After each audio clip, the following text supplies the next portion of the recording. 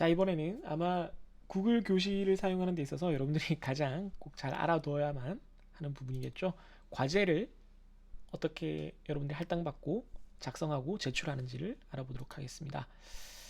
다시 그쪽으로 가면 교실로 한번 돌아가 볼게요. 스트림에 여기 보면 시험용 과제가 주어졌다라고 이렇게 나타나요.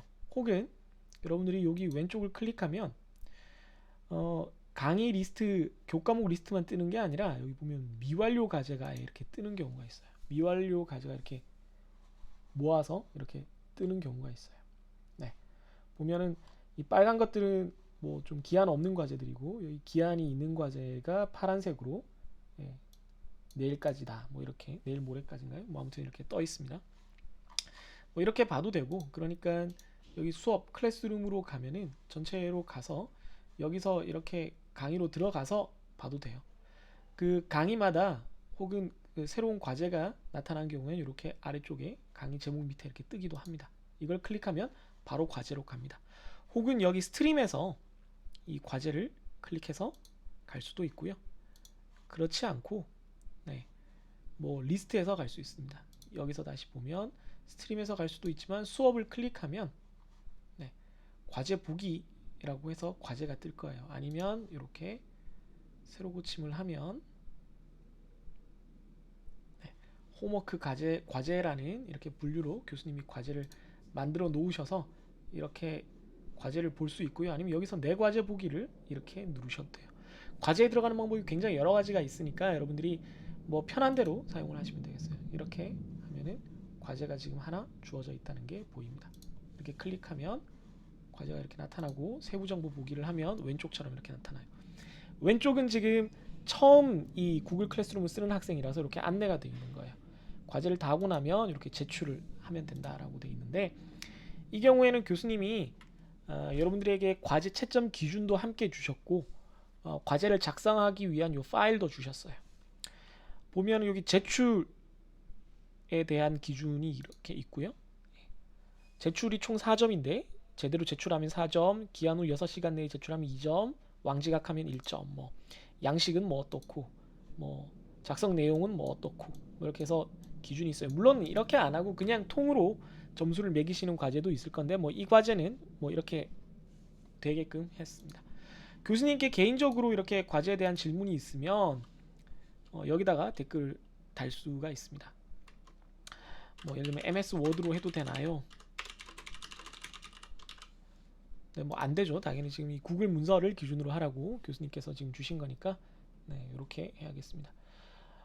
과제를 보시면 이미 교수님이 이렇게 하나의 파일을 주셨고, 그 이것만 하는 게 아니라 난 추가적으로 다른 내용도 덧붙여서 하겠다 그러면 여기다가 추가를 더해서 이 플러스 버튼을 눌러서 추가를 더해서 제출을 할 수도 있어요. 우선 이 파일을 한번 열어보죠. 열면 이런 화면이 나옵니다. 이게 좀 넓게 봐볼까요? 그럼 지금 이 과제를 하는 중이었기 때문에 이쪽으로 돌아가겠다라고 개요를 보겠다 하면 이렇게 나타납니다. 자, 뭐 보면 초록색 부분을 고치라고 과제 안내 지금 보면 이렇게 돼 있어요. 초록색 부분을 작성하여 제출이라고 돼 있으니까 뭐 이름 뭐 지금 이게 204 N사 204라는 학생이네요. 학번은 저는 모르겠어요. 뭐 없는 학생이니까 뭐 이렇게 하겠습니다. 겨울방학에 있었던 일 중 학업에 가장 도움이 된 것을 쓰시오. 뭐 학업에 도움이 된 게 뭐가 있을까요?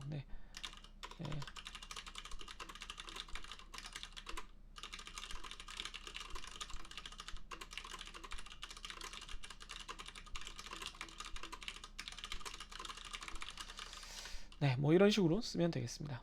뭐 원하는 학습법이나 수업 방법에 대한 아이디어를 쓰시오. 그래서 1학년 때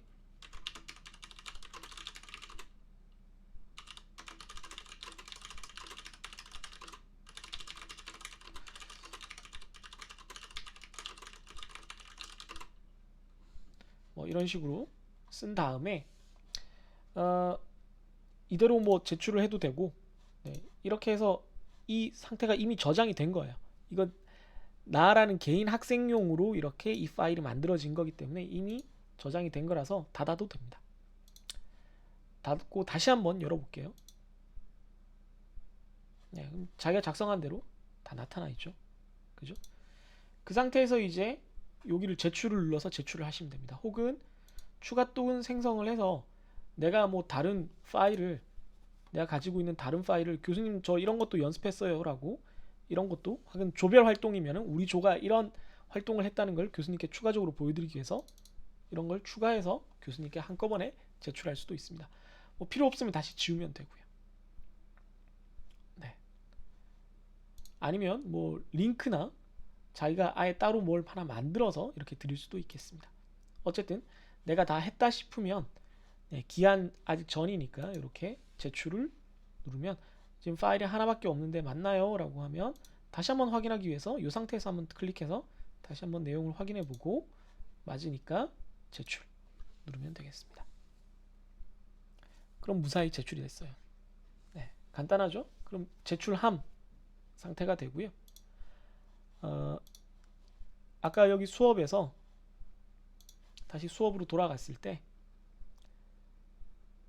홈워크 과제를 보면은 네, 나는 이미 제출했다 라고 이렇게 나타납니다. 혹은 내 과제 보기에서 이렇게 클릭을 해도 나는 이미 제출을 했다 라고 볼 수 있습니다.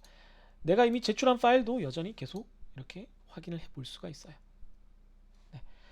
내가 이미 제출을 했는데 교수님께 이거 다시 좀 수정을 하고 싶어요 라고 하면 여기 수정 액세스 요청을 눌러서 교수님이 수정할 수 있게 허락을 해주면 그때 수정을 하면 됩니다.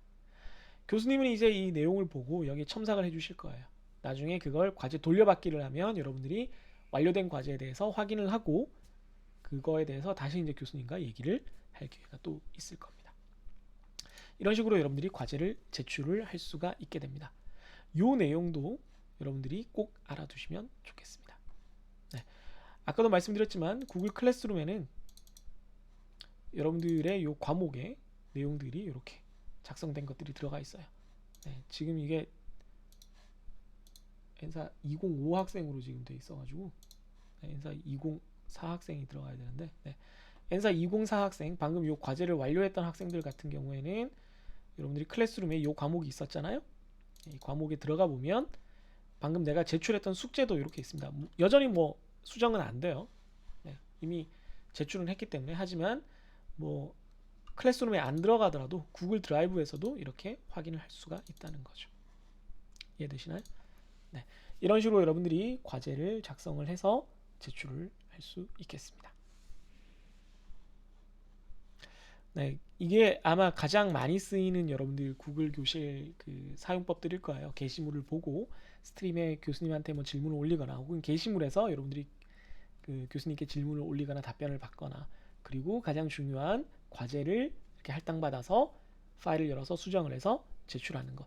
이런 내용들을 여러분들이 학기에 많이 활용을 하게 될 겁니다. 이 내용을 여러분들 꼭 확인하시고 구글 클래스룸을 활용을 해서 교수님과 온라인 강의 혹은 오프라인 강의를 보조하는 강의 방법으로서 많이 활용을 하고 효과적으로 수업에 참여하기를 바랍니다. 모르는 내용이 있으면 유튜브에 많이 댓글 달아주시고요. 혹은 다른 방법으로도 저한테 질문 많이 올려주시면 그 부분을 해소하기 위해서 또 다른 동영상도 만들어서 올려드릴게요. 그럼 학생들 좀 어려운 시기지만 건강 조심하시고 공부 열심히 하시길 바랍니다.